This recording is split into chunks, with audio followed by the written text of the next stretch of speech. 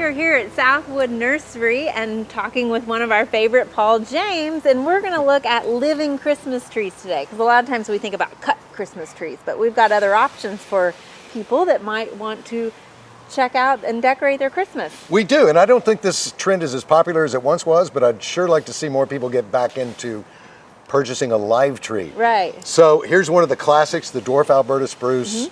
Hard to beat. It's got this perfect Christmas tree form. This is Jean's Dilly. This is an Isley introduction, and does great. Little afternoon shade in this area will help. And it's a very compact, I mean, this reminds me of one that you would decorate with the little miniature ornaments and things like that. Absolutely, for sure. So, I love these. A great green Christmas tree. And behind us here we have our blue spruce that gives us that nice blue, icy blue color. It does, and there's so many different cultivars.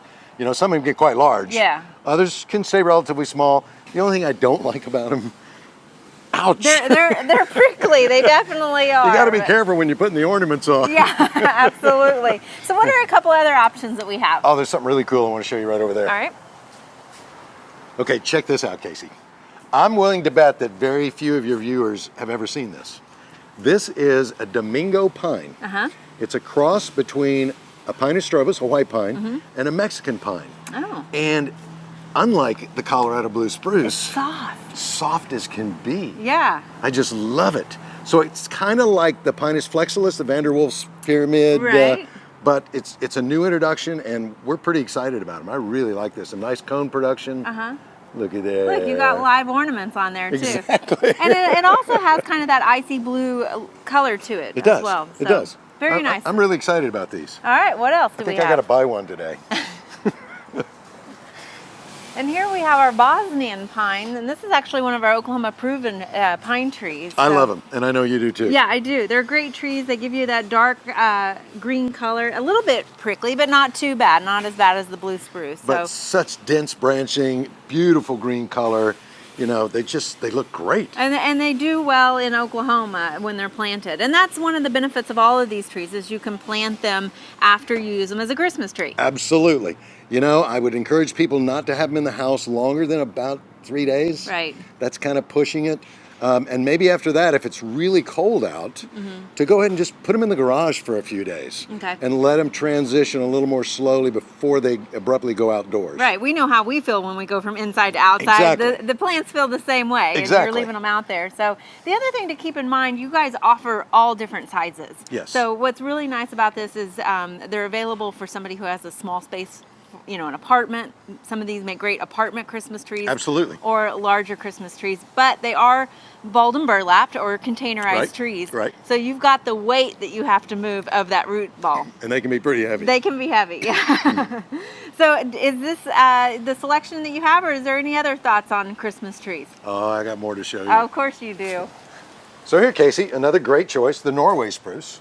Some people might say it looks a little Charlie Brown, but I think it's a great tree to show off those ornaments. It does, and when it's young, it has this branching that's Right. kind of at a 45.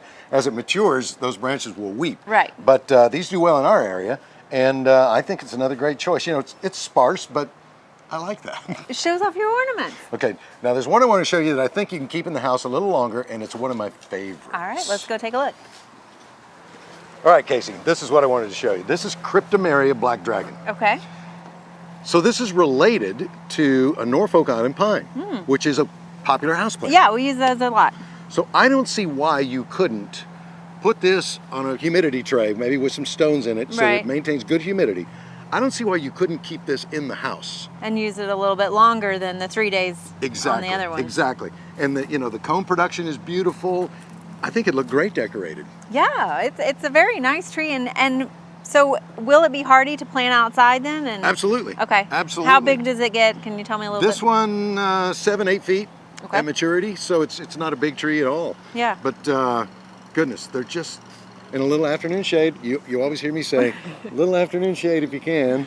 But other than that, it's an easy to grow.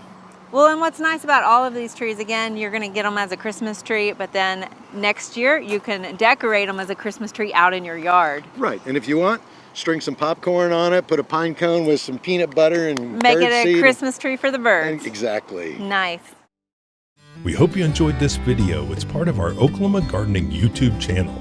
You can also find even more videos on our OK Gardening Classics YouTube channel.